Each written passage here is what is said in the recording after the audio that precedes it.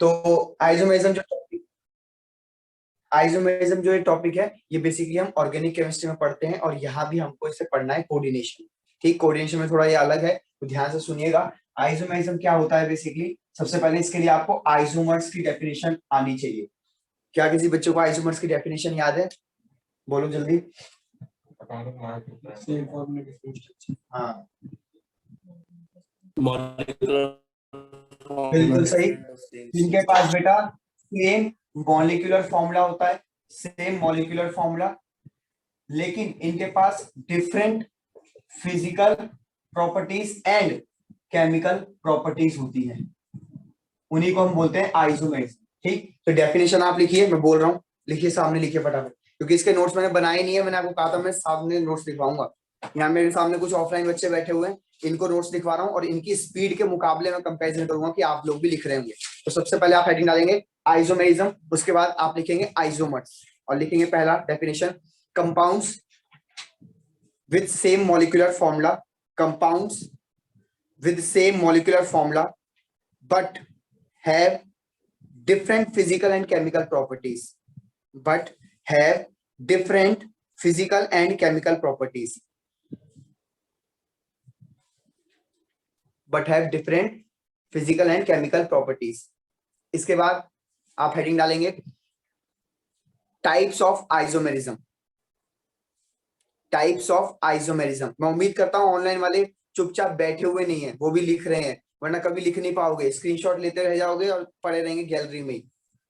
Types of isomerism अगली heading है, उसमें आप लिखेंगे टू टाइप्स। नंबर 1 लिखो बच्चों स्ट्रक्चरल आइसोमेरिज्म, नंबर 2 लिखो स्टीरियो आइसोमेरिज्म। पहला है स्ट्रक्चरल, दूसरा है स्टीरियो आइसोमेरिज्म।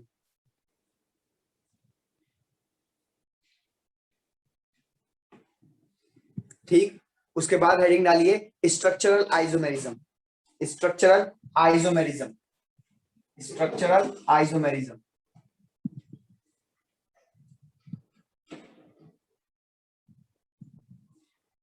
इसकी डेफिनेशन लिखिए स्ट्रक्चरल वाले की, लिखिए compounds have same molecular formula but bonding is different.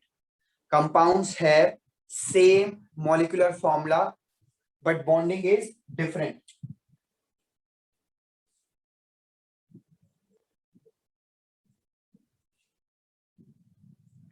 उसके बाद लिखिए टाइप्स ऑफ स्ट्रक्चरल आइसोमेरिज्म।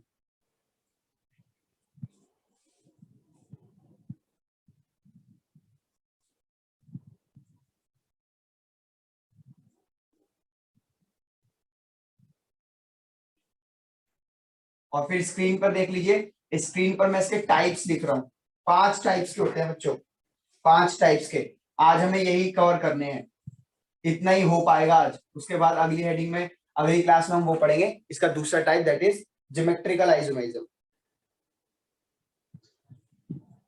ये इसके टाइप्स हैं 5, इन्हें फटाफट आप पढ़ लो, मतलब लिख लो इनको जल्दी।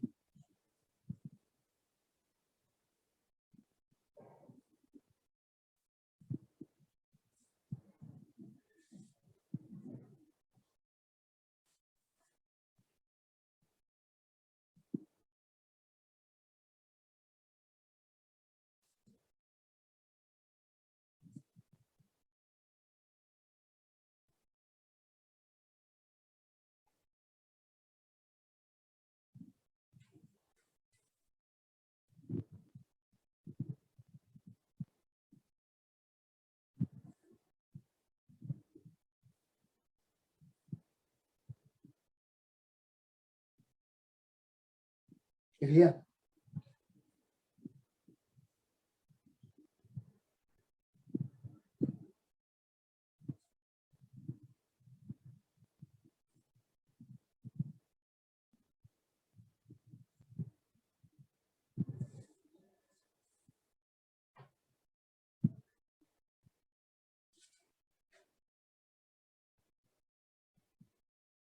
चलो बच्चों, आप हेडिंग डाल दो, ये वाला पहला वाला आयोनाइजेशन आइसोमर।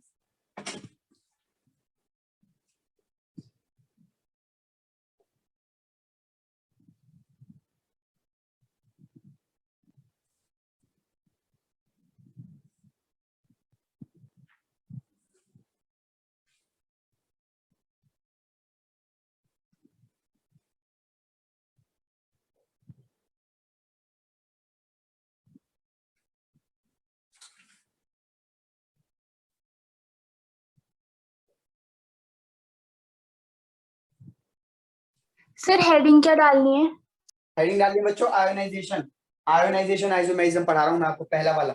जरा ध्यान से देखिए स्क्रीन पे बच्चों, मैंने आपके सामने दो एग्जांपल्स लिखे हुए हैं। दैट इज कोबाल्ट है, यहाँ पे अमोनिया के 4 हैं, और ये Cl2 और SO4 बाहर है।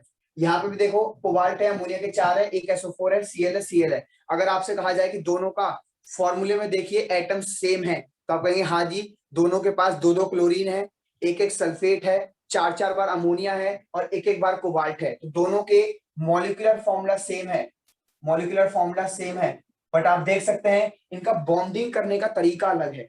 इसमें बाहर एक क्लोरीन है, इसमें बाहर एक सल्फेट है। ठीक, अगर बेटा मैं इसको आयोनाइज करूं, आयोनाइज मतलब पानी में ब्रेक करूं, तो उम्मीद है आप इसको पानी में ब्रेक करना सीख चुके हैं कि ये बनेगा कोबाल्ट NH3 के 4 Cl2 प्लस SO4। अब SO4 पे अंडरस्टूड है कि 2 माइनस का चार्ज आता है, तो अगर ये 2 माइनस का चार्ज है तो इस पर 2 प्लस का होगा। इस प्रकार से आप इसे ब्रेक करेंगे। पर इसको ब्रेक करने को कहा जाए तो CONH3 का 4 SO4 क्लोरीन, और ब्रेक करोगे तो एक क्लोरीन बाहर है तो ऐसे हो जाएगा माइनस। अब यहाँ एक माइनस है तो यहाँ एक प्लस होगा। उम्मीद करता हूं इसमें कोई दिक्कत नहीं है, जल्दी बताओ यस और नो। Yes sir. ओके, तो बेटा ऐसे आइसोमर्स जो ब्रेक करने के बाद अलग अलग आयंस प्रोड्यूस करें, फिर से सुन लो, ऐसे आइसोमर्स का पेयर जो ब्रेक करने पे अलग अलग आयंस प्रोड्यूस करे, इसी को कहते हैं आयोनाइजेशन आइसोमेरिज्म। आयोनाइजेशन आइसोमेरिज्म उतार लीजिए, हो गया खत्म आयोनाइजेशन। डेफिनेशन और बोल देता हूं, जल्दी उतार लो फिर डेफिनेशन बोल देता हूं।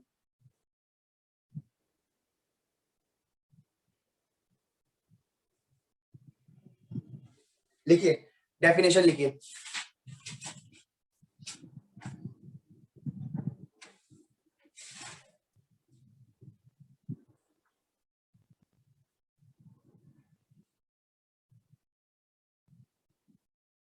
साइड ना लीजिए साइड, ये ब्रेक कर दिया, इसको ये ब्रेक कर दिया, इसको ये ब्रेक कर दिया। ये एक एग्जांपल है। अब डेफिनेशन लिखते हैं, फिर इस पे आपको एक क्वेश्चन दिखाया था किस तरीके का क्वेश्चन आता है। वैसे वो क्वेश्चन आएगा नहीं, कंपटीशन वगैरह क्वेश्चन से, पर फिर भी टाइप मुझे मिल गया तो मैंने उतार लिया। चलिए, उम्मीद करता हूं हो गया होगा। अब लिखिए बच्चों, लिखिए फटाफट इसकी डेफिनेशन लिखिए।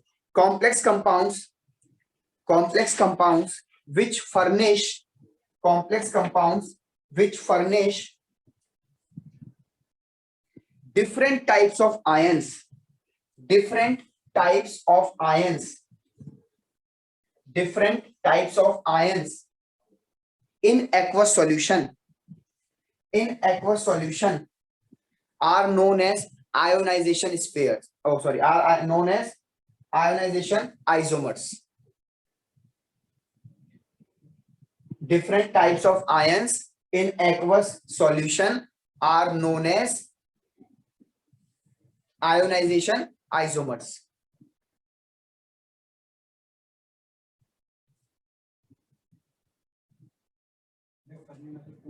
फर्निश मतलब टूटना, बिखरना।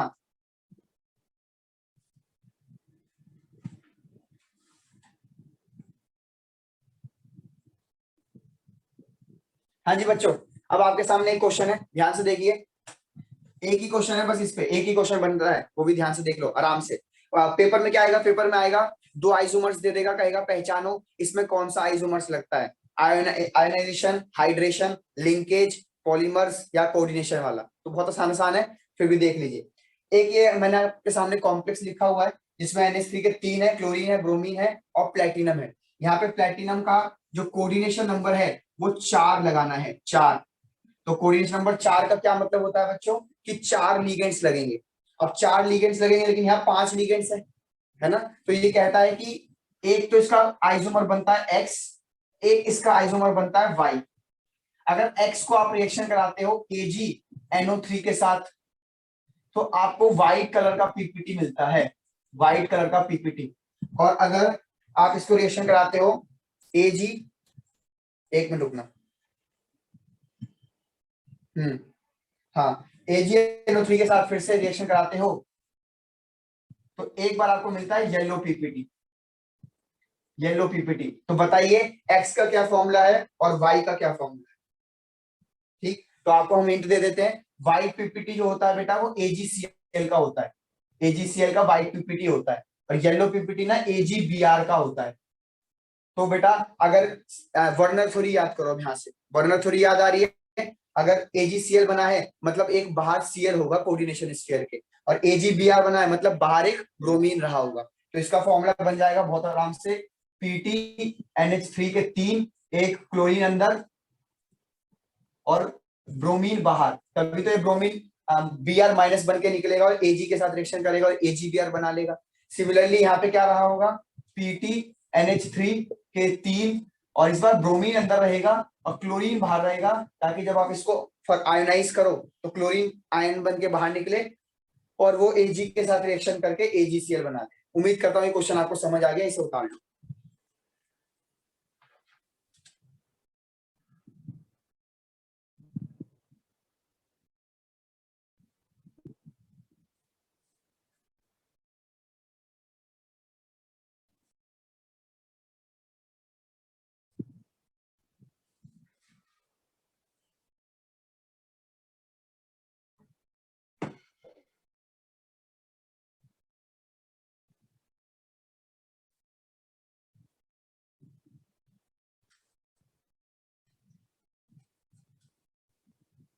सर इसमें बस प्रोडक्ट पूछेगा ना, जो जो हाँ बना है। बेटा, बिल्कुल बिल्कुल, ये भी बहुत रेयर क्वेश्चन है यार, ये बहुत रेयर क्वेश्चन है कि पूछ ले। आप अभी क्वेश्चन देखोगे आइसोमर्स के आज, ये पढ़ने के बाद आपको कैसे बड़ा आसान टॉपिक है, हाइड्रेट आइसोमर।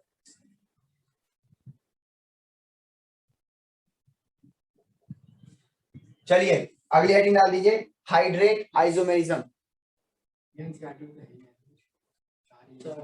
कोई बात नहीं, दो एक्स्ट्रा कर दो, नहीं पसंद आ रहा सॉल्वेट आइसोमर, सॉल्वेट ही हाइड्रेट।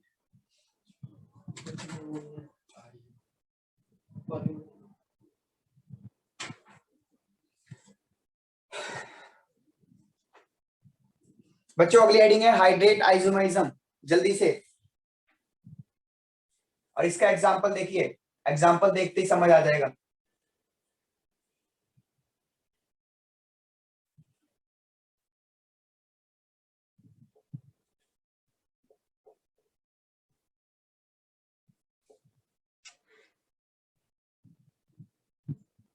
चलिए उम्मीद करता हूँ क्वेश्चन आपने उतार लिया है, नहीं उतार तो उसका स्क्रीनशॉट लेके आज उतार लेना, जगह छोड़ दो।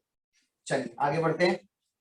अब ध्यान से देखिए, ये आपका जो आइसोमर है ये वाला, इसमें आप ये जो पानी का मॉलिक्यूल है ये कैसा एक्ट कर रहा है, ये एक्ट कर रहा है acting as a legend, legend की तरह ये एक्ट कर रहा है, और ये बॉन्डेड है, bonded with central metal atom. देखिए आप, ये सेंट्रल मेटल एटम से बॉन्डेड है थ्रू, बताइए कौन से बॉन्ड से बॉन्डेड है, कोऑर्डिनेशन बॉन्ड से, थ्रू कोऑर्डिनेट बॉन्ड।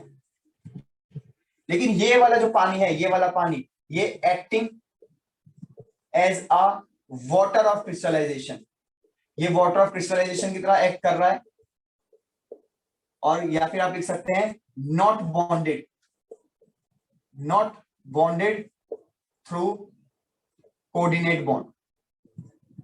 बस इतना ही फर्क है बेटा, यानी एक पानी का मॉलिक्यूल बाहर हो एक अंदर हो और सारा फॉर्मूला सेम हो, तो इसको आप कह सकते हो हाइड्रेट आइसोमेरिज्म। इसे उतार लीजिए फटाफट।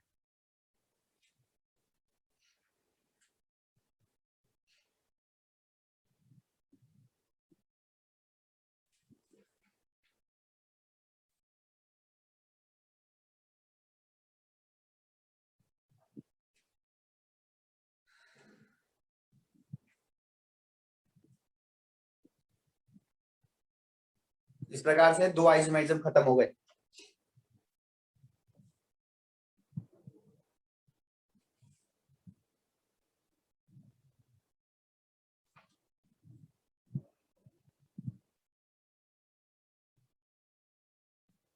चलिए अब इसका स्क्रीनशॉट ले लीजिए, जिसने लिख लिया लिख लिया, या लिख लो, फिर डेफिनेशन बोलता हूं।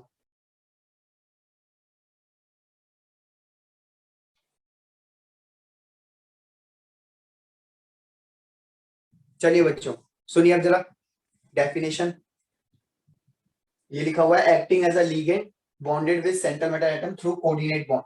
और यहाँ पे पानी क्या कर रहा है, acting as a water of crystallization, या फिर लिख सकते हैं not bonded through coordinate bond. बस इतना ही फर्क है।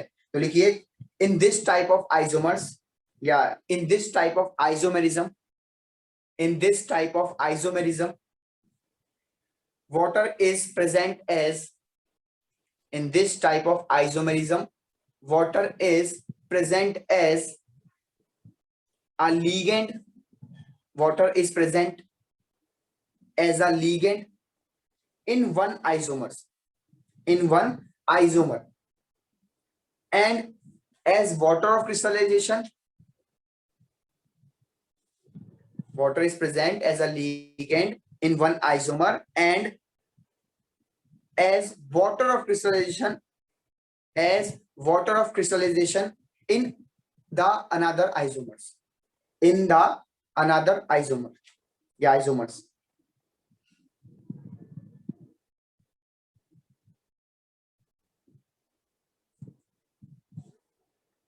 सर वाटर ऑफ क्रिस्टल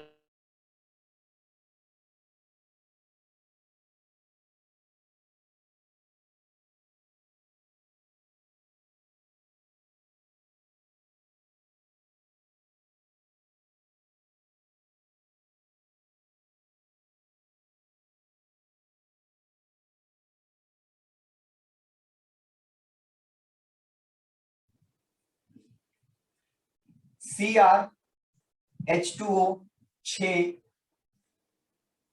और Cl3 ये दिया हुआ है आपको एक कॉम्प्लेक्स, ठीक है। और कह रहा है कि इसके ना 3 आइसोमर्स हैं, कह रहा है इसके 3 आइसोमर्स हैं, एक A है, एक B है और एक इसका C आइसोमर है।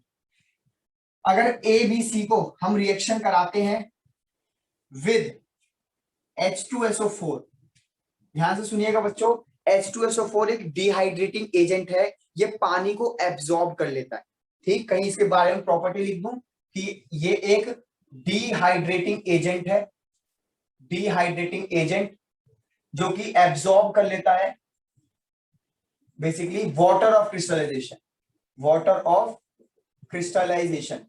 तो कहीं अगर वाटर ऑफ क्रिस्टलाइजेशन है, मतलब वो डॉट लगा के पानी है, तो उसको ये एब्जॉर्ब कर लेगा, कौन, रिएक्शन विद H2SO4, अगर H2SO4 से कराएंगे तो जैसे ही हमने A को रिएक्शन कराया H2SO4 के साथ, तो हमने देखा नो वाटर मॉलिक्यूल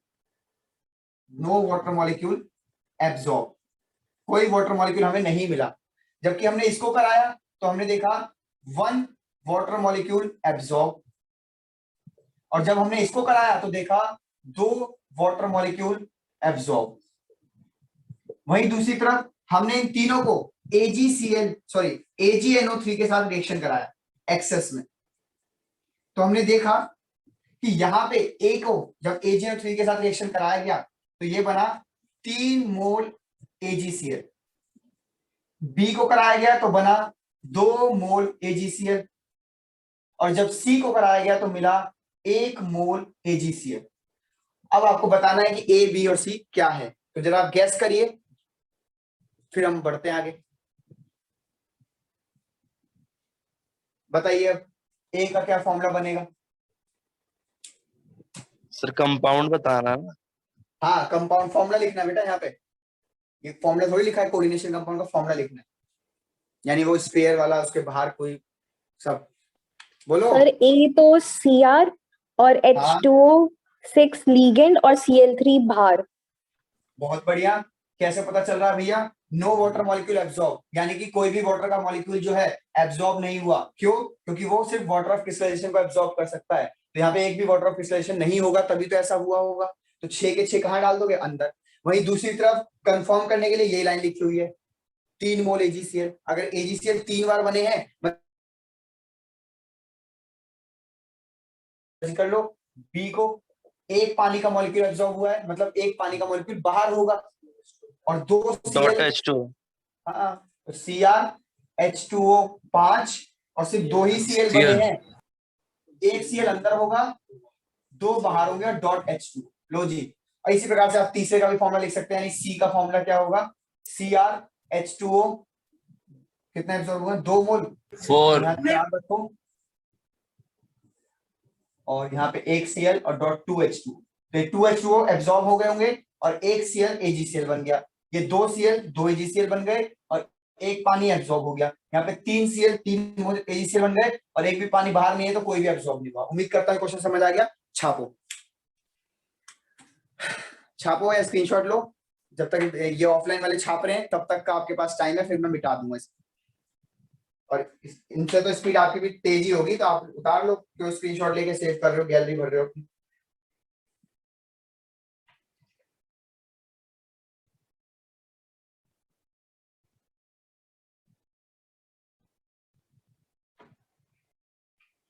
सर हाँ जी।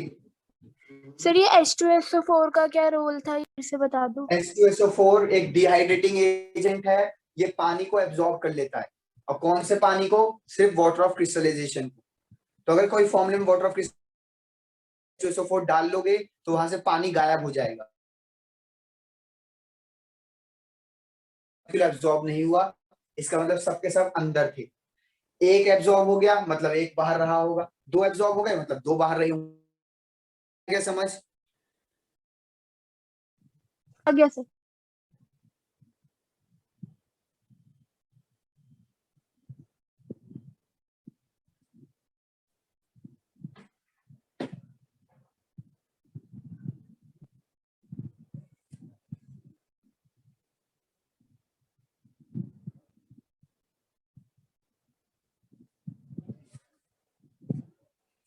चलिए बच्चों, उम्मीद करता हूं आपने कर लिया होगा क्वेश्चन भी। इसका स्क्रीनशॉट लीजिए, जल्दी उतारिए बच्चों, या ऑफलाइन वाले उतार रहे हैं जब तक का ही आपके पास टाइम है।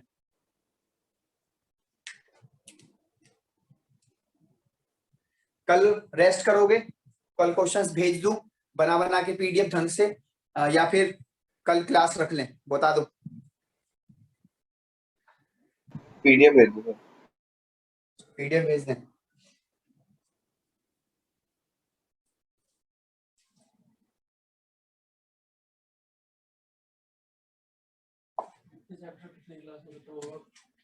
एक क्लास और लगेगी, आज आइसोमर्स खत्म हो जाएगा, स्ट्रक्चरल वाला, फिर ज्योमेट्रिक वो रह जाएगा, स्टीरियो वाला। वही पूछ रहा हूँ मैं बच्चों से। चलिए, उम्मीद करता हूँ हो गया होगा आपका। स्क्रीनशॉट ले लीजिए जिन्होंने नहीं करा अब तक। ये सारा आपका नोट्स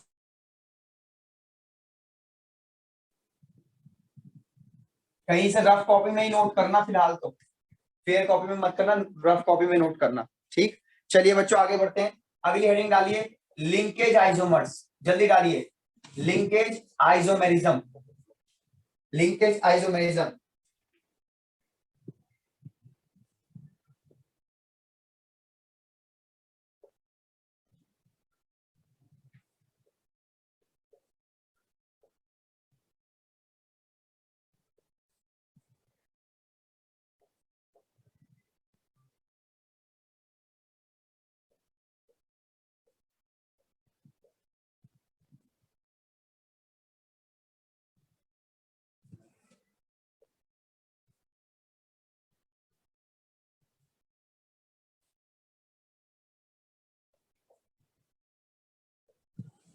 चलिए बच्चों, 2 एग्जांपल से समझा देंगे हम आपको। सुनिए, ये जो एक एग्जांपल है, एंड लिख देते हैं बीच में, अलग अलग है, ठीक है। कभी आप इसको अलग वो समझ लो, पूरे को एक समझ लो, अलग अलग है। ये अलग कंपाउंड है, ये अलग कंपाउंड है, ठीक। नोटिस करिए, तो यहाँ पे जो मैं पूछूं कि सी कितने इस्तेमाल हो रहे हैं दोनों में, तो कितने सी इस्तेमाल हो रहे हैं देखो, बताओ। 4 सी, 4 नाइट्रोजन, 4 क्रोमियम। कहने का मतलब ये है मॉलिक्यूलर फॉर्मूला सेम है, दोनों में बराबर एलिमेंट यूज हो रहे हैं, ठीक। लेकिन जरा नजर करिए, तो यहाँ पे जो क्रोमियम है, इस पे कोवेलेंट बॉन्ड, सॉरी कोऑर्डिनेट कौन बना रहा है? कार्बन। और यहाँ पे जो क्रोमियम है, इस पे डोनेशन किसकी तरफ से जा रहा है? नाइट्रोजन की तरफ से, ठीक। अच्छा, यहाँ देखो, Fe पे जो डोनेशन है वो सल्फर की तरफ से जा रहा है, और यहाँ पे जो Fe पे डोनेशन है वो नाइट्रोजन की तरफ से जा रहा है। कुछ याद आ रहा है कि लिगेंड्स किस कौन से हैं? एम्बीडेंटेट। हाँ, एम्बीडेंटेंट। तो बच्चों, ये लिंकेज आइसोमेरिज्म जब भी पॉसिबल है जब आपका जो लीगेंड है वो एम्बीडेंटेंट लीगेंड हो। एम्बीडेंटेंट लीगेंड, अगर एम्बीडेंटेंट लीगेंड है तो वो लिंकेज आइसोमेरिज्म शो करता है, और ये इसकी एक बेसिक प्रॉपर्टी या रूल कह सकते हो। बिना इसके आपको लिंकेज आइसोमेरिज्म कभी नहीं दिखेगा। अच्छा याद करो, ये दो के अलावा एक और करा रखा है मैंने एम्बिडेंटेड लिगेंड, कौन सा करा रखा है? बड़ा NO2 फेमस है, नाइट्राइटो O और नाइट्राइटो N। नाइट्रो NO2 या ONO, ये भी आपके एम्बिडेंट लिगेंड है, दोनों के दोनों। तो ये दोनों भी यहाँ पे रिप्लेस हो सकते हैं एज इट इज, ये यहाँ पे एज इट इज। ठीक है जी, छापिए, यही था लिंकेज आइसोमेरिज्म, खत्म। बस डेफिनेशन और लिखवा देते हैं इस पे। उम्मीद करता हूं मैं ज्यादा जल्दी जल्दी नहीं बता रहा और स्पीड ठीक है। लिखिए डेफिनेशन इसे उतारने के बाद। ये दो एग्जांपल्स हैं, पहले दो एग्जांपल्स उतार लो। ये कंडीशन उतार लेना कि लिगेंड हमेशा यहाँ पे एम्बिडेंटेड होना चाहिए। जैसे कि एक और एग्जांपल है नाइट्रो, नेमिंग करते टाइम इसको नाइट्रो बोलते हैं, इसको नाइट्राइटो बोलते हैं, या फिर नाइट्राइटो N नाइट्राइटो O, ये भी कई बार लिखा हुआ मिल जाएगा। और मैं PDF अब दोबारा से बना के भेजूंगा सही तरीके से। अभी जो विशाल ने भेजी थी उसमें काफी पेज जो है कट कोने में छुप रहे हैं, आपको बहुत जोर लगाना पड़ रहा होगा जूम करके। मैं कोशिश करूंगा एकदम PDF को क्लियर करके भेजने की, ठीक है।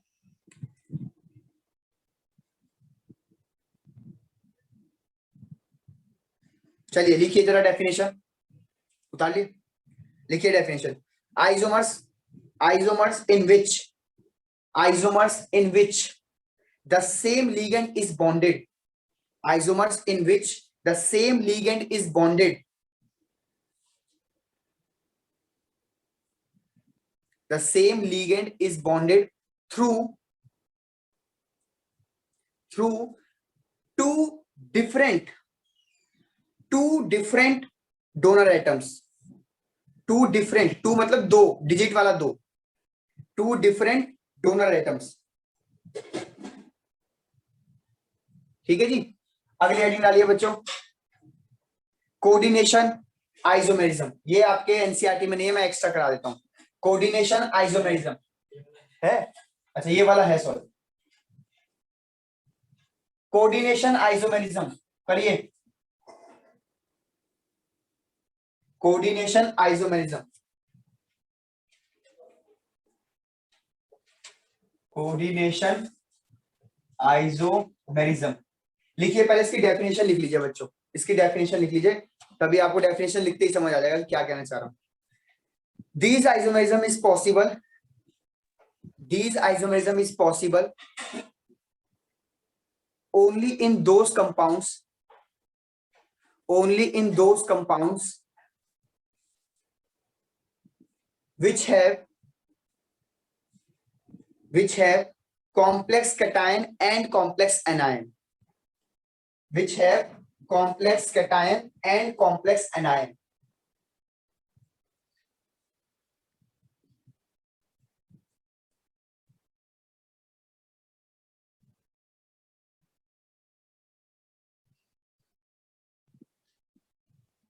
सर हाँ जी, रिपीट कर दो एक बारी। लिखो, these isomerism is possible only in those compounds which have complex cation and complex anion।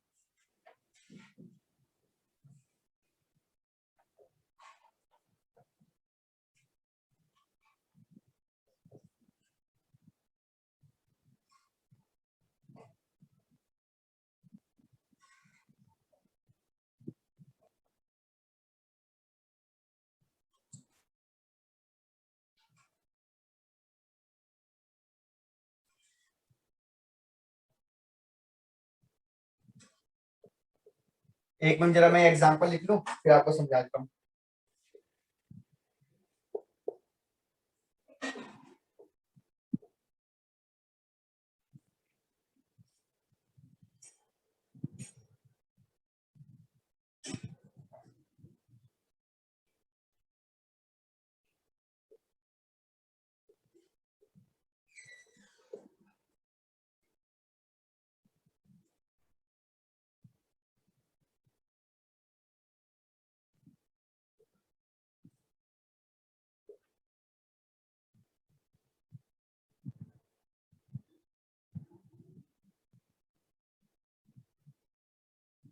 चलिए देखिए, बोर्ड पे आपको तीन एग्जांपल लिखे हुए हैं और तीनों को हम समझा देते हैं। सबसे पहली कंडीशन तो ये कि यहाँ पे कैटायन और एनायन, कैटायन और एनायन, कैटायन और एनायन दोनों के दोनों कॉम्प्लेक्स होने चाहिए। ठीक, कॉम्प्लेक्स की नेमिंग नहीं सिखाई आपको, ना ही कॉम्प्लेक्स का मैंने ऑक्सीडेशन नंबर कैसे निकालते हैं वो सिखाया, तो ना आप पेपर्स में भी आपसे नहीं पूछा जाएगा, बस इतना पूछा जाएगा एग्जांपल देकर कि ये कौन से टाइप को आइसोमेरिज्म को शो करते हैं। देख लेना, अगर दोनों के दोनों कोऑर्डिनेशन स्फीयर वाले हों तो सीधा मार्क आ जाना कोऑर्डिनेशन स्फीयर, ओ सॉरी कोऑर्डिनेशन आइसोमेरिज्म। बोलो आगे बढ़ूं, समझाऊं अब इसको क्या होता क्या है।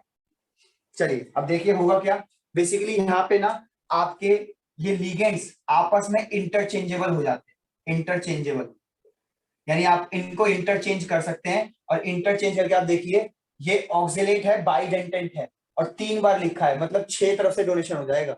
और ये एम्बिडेंटेंट है, ये भी सॉरी ये मोनोडेंटेंट है, और ये भी 6 तरफ से डोनेशन करता है। तो क्रोमियम को बेसिकली 6 चाहिए, और इसको भी कोबाल्ट को भी 6 चाहिए, आपस में इंटरचेंज कर दो तो देखो कोबाल्ट C2O4 के 3, और ये अमोनिया यहाँ आ जाएगा, क्रोमियम अमोनिया इसके कुछ इस प्रकार से। तो लिगेंड्स आपस में इंटरचेंज हो गए हैं, इसी को कहते हैं बच्चों कोऑर्डिनेशन आइसोमेरिज्म। यहाँ पे लिगेंड्स आपस में पोजीशन इंटरचेंज करते हैं between different central metal atoms. ठीक, यहाँ पे देख लीजिए, यहाँ पे भी आप करा सकते हैं आराम से। ये सिल्वर है, सिल्वर को पकड़ा दो साइनाइड, और अमोनिया पकड़ा दो गोल्ड को।